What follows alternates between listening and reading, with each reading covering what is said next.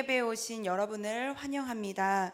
오늘 예배를 드리시는 가운데에 하나님이 주시는 은혜와 평안이 함께 하시기를 축복합니다. 오늘 저는 하나님을 갈망하는 나의 영혼이라는 제목으로 말씀을 나누고자 합니다. 인생을 살아가면서 누구나 한 번쯤은 경험하는 것이 있습니다. 바로 침체입니다. 가정에 어려움이 닥쳤을 때에, 사업이 잘 풀리지 않을 때에, 관계 속에서 상처를 받았을 때에, 인생의 외로움과 회의감이 어느 날 찾아왔을 때에, 우리는 때때로 이러한 때에 침체를 경험합니다. 여러 이유들로 인해서 한번 이렇게 침체에 빠지면 만사가 귀찮아지고 인생에는 근심, 걱정, 불안에 쌓이며 그것을 늘 느끼며 살아가곤 합니다. 오늘 저는 이러한 침체를 극복하기 위해서 오직 하나님을 갈망하고 바라본 다윗의 이야기를 통해 우리의 신앙을 점검하고 다윗을 따라 신앙으로 이기며 살아가는 신앙인의 삶을 살아가고자 다짐한다는 그러한 결단의 말씀을 드리려고 합니다. 역사와 성경에는 침체에 빠져버린 사람들이 많습니다. 마틴 루터라는 사람은 종교개혁을 하면서 수많은 환난과 박해 속에 매우 지쳐하고 용기를 상실한 채 누워만 있었던 적이 있었습니다. 그때에 그의 부인이 검은 상복을 입고 침실에 나타났습니다. 그 모습을 본 루터가 깜짝 놀라서는 벌떡 일어나서 누가 죽었느냐고 묻습니다. 이때 부인은 매우 슬픈 목소리로 하나님이 죽었어요, 이렇게 대답을 합니다. 이 말을 들은 루터는 벌컥 화를 내면서 어떻게 감히 그런 말을 하느냐고 부인을 꾸짖습니다. 그러자 그때의 부인이 하나님이 살아계시다면 당신이 이렇듯 낙심할 리가 없지 않습니까? 라고 대답합니다. 마틴 루터는 이 말에 충격을 받고 깊이 생각하면서 다시 하나님을 통하여 용기를 얻습니다. 그리고 루터는 곧 힘을 다해서 나아갔고 결국 종교개혁을 이룰 수 있었습니다. 마틴 루터와 같이 종교개혁을 이룬 영적인 거장들도 침체에 빠질 때가 있었습니다. 성경의 베드로는 예수님을 3번이나 부인한 후에 갈릴리 바닷가에 가서 고기나 잡으러 그곳을 갑니다. 그때 예수님이 다시 그를 부르실 때에 그는 기쁜 마음으로 나가지를 못했습니다. 왜 그랬을까요? 예수님을 3번이나 부인한 자기 자신에게 너무 화가 나서, 다시 돌이킬 수 없을 것 같은 삶을 지금 살고 있는 것 같아서, 그래서 베드로는 침체에 빠졌습니다. 우리 주님은 그것을 극복하게 하셨는데 오늘 우리도 때때로 나 자신에게 화가 나고 침체에 빠져버릴 때가 있습니다. 또한 외부적인 영향들 때문에 여러 가지 이유들로 침체에 빠지는 경우들도 있습니다. 오늘 말씀에 다윗도 그러하였습니다. 다윗은 반역을 당한 고통 속에서 이 나라의 미래가 어떻게 될까, 이러한 걱정도 있었고, 더군다나 다윗에게 반역을 일으킨 사람이 자신의 아들 압살롬이었기 때문에 이에 대해서 스스로 부끄러운 침체 속에서 얼마나 괴로웠을까 하는 다윗의 심정이 전해집니다. 아마도 다윗은 가장 크게 자기의 가족을 다스리지 못했다는 것, 그것 때문에 괴로운 침체에 빠졌습니다. 그러한 다윗은 오늘 성경에서 어떻게 침체를 극복하였을까요? 7절 말씀에와 같이 하나님은 나의 도움이십니다. 내가 주님의 그늘에서 즐겁게 찬송을 부립니다. 이렇게 찬송하는 영혼으로 변화되었을까요? 바라기는 오늘 다윗을 통하여서 우리가 겪는 침체는 세상의 방법으로 해결할 수 없음을 깨닫고 신앙으로 영적인 방법으로 회복될 수 있다는 것을 느끼고 깨닫고 회복될 수 있기를 주님의 이름으로 축복합니다. 그렇다면 다윗은 어떻게 신앙으로 이 침체를 회복할 수 있었을까요? 오늘 말씀을 통해서 이에 대해 함께 나누고자 합니다. 첫째로 다윗은 하나님을 갈망하고 하나님 보기를 힘썼습니다. 63편 2절에서 다윗은 내가 주를 바라보았나이다 이렇게 고백합니다. 시편 42편에서도 말씀합니다. 하나님이여 사슴이 시냇물을 찾기에 갈급함같이 내 영혼이 주를 찾기에 갈급하나이다. 이렇게 하나님을 찾고 찾는 그러한 영혼이 결국 신앙으로 승리합니다. 다윗은 왜 이렇게 하나님을 찾고 또 찾고 하나님 보기를 갈망하였을까요? 왜냐하면 그는 자신이 겪는 모든 환난을 해결해 주실 분은 오직 하나님밖에 없음을 믿었기 때문입니다. 그렇기에 다윗은 나라의 안위나 가정의 문제를 해결해 달라고 구하기 전에 주님, 내가 주님의 권능과 영광을 보게 하소서, 이러한 기도 제목으로 간절히 기도하였습니다. 다윗뿐만 아니라 예레미야 또한 절망 중에 가장 먼저 하나님을 찾았습니다. 그 당시에 예레미야는 무너지는 예루살렘을 보면서 하염없이 눈물을 흘립니다. 그러나 이때의 예레미야는 눈물만 흘리지 않고 하나님의 음성을 듣기를 간절히 원했습니다. 그리고 하나님께서 반드시 구원해 주실 것을 믿었습니다. 그러자 예루살렘이 무너지는 절망 속에서도 예레미야의 관점이 변하여 희망을 보게 됩니다. 다시 회복될 것이라는 하나님의 음성도 듣습니다. 그러니 결국 예레미야가 음성 들은 대로, 말씀 받은 대로 예루살렘은 다시 세워졌고 민족들은 고국으로 돌아왔습니다. 여러분, 우리도 다윗과 같이, 예레미야와 같이 때때로 큰 시험에 빠져 낙심하고 침체될 수 있습니다. 그러나 그 가운데에 우리의 마음은 오직 하나님을 향해 있게 해달라고 그러한 기도를 드리는 저와 여러분이 되시기를 주님의 이름으로 소망합니다. 인생에 해결되지 않는 문제들 때문에 계속해서 침체된 채로 살아가고 계시다면 오늘 이 시간 하나님, 주님 만나게 하여 주옵소서, 주님의 영광을 보기를 원합니다 라고 기도하는 입술이 되시기를 축복합니다. 특별히 이번에 수능을 본 학생들은 얼마나 결과를 기다리면서 많이 걱정도 되고 떨리기도 하고 굉장히 나쁜 생각, 부정적인 생각도 할 수 있습니다. 이때에 걱정하고 염려하지 말고 우리의 입술에서 하나님 만나기를 바라며 기도해 보시기를 바랍니다. 기도하면 여러분을 향하시는 하나님의 뜻을 알려주십니다. 그리고 너는 정말 나를 찾는 사람이구나 하는 그 마음의 중심을 보시고 여러분들을 선한 길로 인도하실 것입니다. 바라기는 수험생뿐만 아니라 오늘 이 시간 우리 모두가 우리의 개인의 문제 가운데에 먼저는 하나님의 영광을 바라고 은혜를 사모하는 저와 여러분의 마음의 간구가 우리의 마음속에, 우리의 입술 속에 터져 나오시기를 소망합니다. 하나님께서는 우리의 마음의 간구를 들으시고 역사해 주실 줄을 믿습니다. 둘째로 다윗은 성소를 향하여 기도함으로 이 침체를 회복하였습니다. 63편의 2절에서 다윗은 내가 주의 권능과 영광을 보기 위하여 이와 같이 성소에서 주를 바라보았나이다 라고 고백하였습니다. 내가 하나님 만나고 싶은데, 권능으로 하나님의 임재를 체험하고 싶은데 내가 그러니 성소에서 주를 바라보았나이다 하는 다윗의 고백입니다.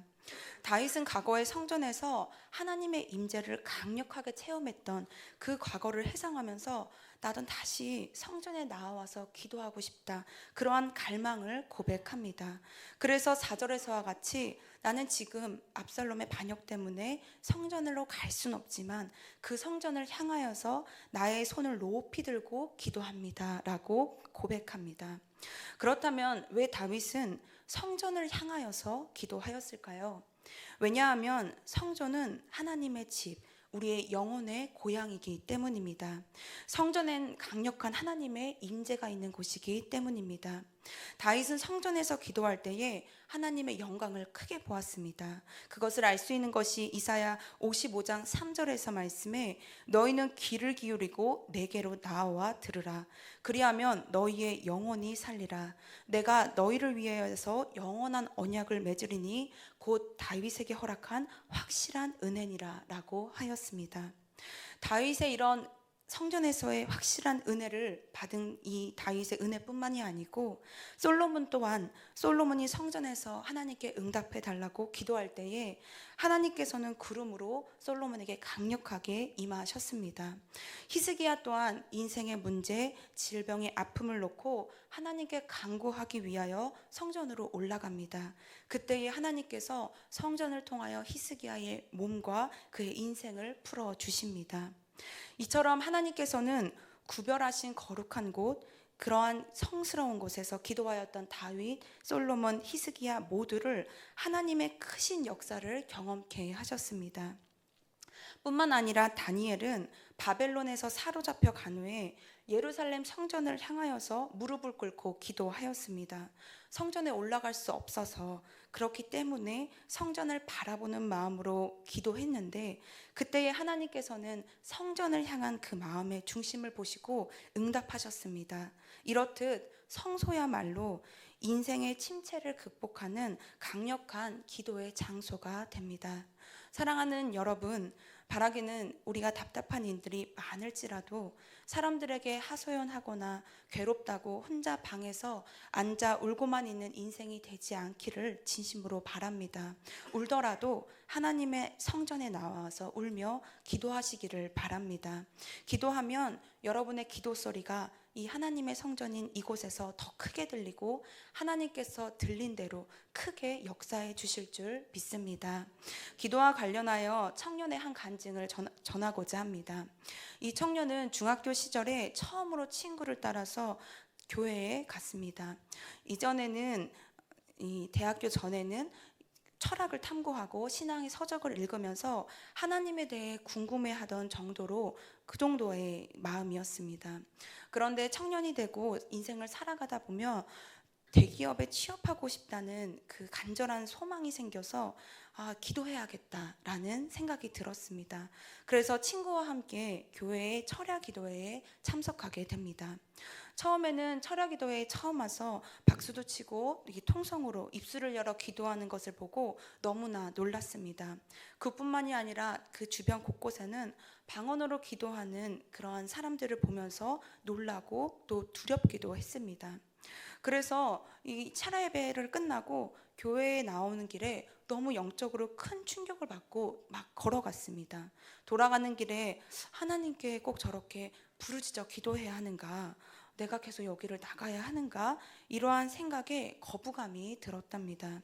그런데 내가 정말 바라는 거 있으니까 강력하게 기도해보자. 이러한 심정으로 3주 정도를 그 교회의 금요철야 예배에 참석하게 되었답니다. 그렇게 그 청년이 그 금요철야 시간에 한참을 기도를 하였는데 그 순간에 다른 사람이 방언으로 기도하는 것이 이 귀에 들렸다고 합니다. 그런데 그 소리가 들렸을 뿐인데 그 순간 그 사모하는 마음이 하나님을 향한 이 영혼의 마음이 불현듯 일어났다고 합니다. 그리고 자신도 그 순간 나도 모르게 입술이 열리고 방언이 터져 나왔다는 그러한 간증이었습니다.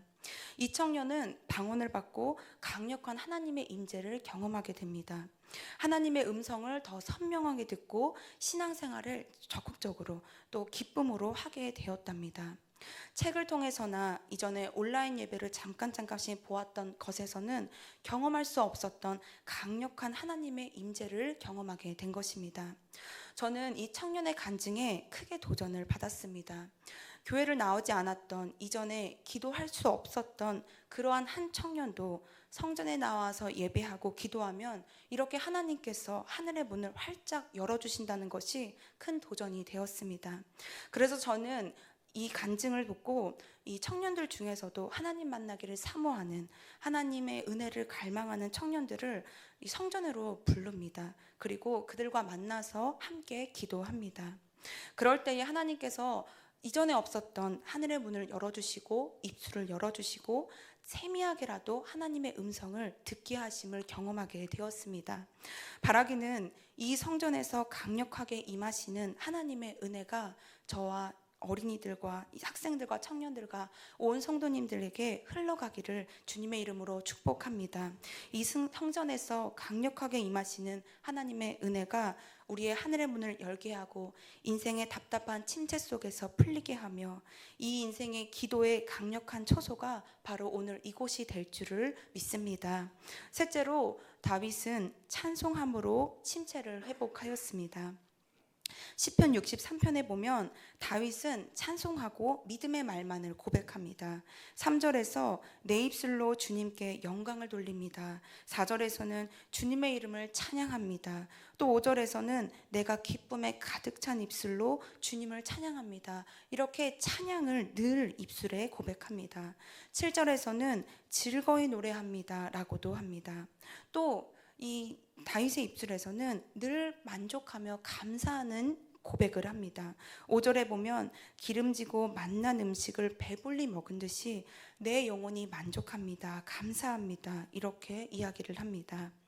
이처럼 다윗의 입에는 자신의 처지에 대한 불평, 불만, 원망이 없습니다. 하나님을 향한 찬양과 만족과 감사만이 있습니다. 이처럼 찬양과 감사가 넘치는 입술에는 침체된 마음을 일으켜 세우는 힘이 있음을 우리는 이 말씀을 통해 알 수 있습니다. 입술의 언어를 통하여서 우리는 하나님의 힘을 받을 수 있다는 한 예화가 있습니다. 어느 지혜로운 할아버지가 어린 손자를 무릎에 앉혀놓고 말했습니다. 얘야, 사람 안에는 늑대 2마리가 살고 있단다. 한 마리는 악한 늑대야. 악한 늑대는 화도 잘 내고 늘 싸우기를 좋아하고 용서할 줄을 모른단다. 반면에 한 다른 마리는 착한 늑대이지. 이 착한 늑대는 매우 친절하고 사랑스럽단다. 이 2마리의 늑대는 바로 너의 마음에도 있단다. 이 이야기를 들은 손자는 깜짝 놀라서 한참을 생각하더니 할아버지께 물었습니다. 할아버지, 그러면 내 안에 있는 이 늑대 2마리가 싸우면 어떤 늑대가 이길까요?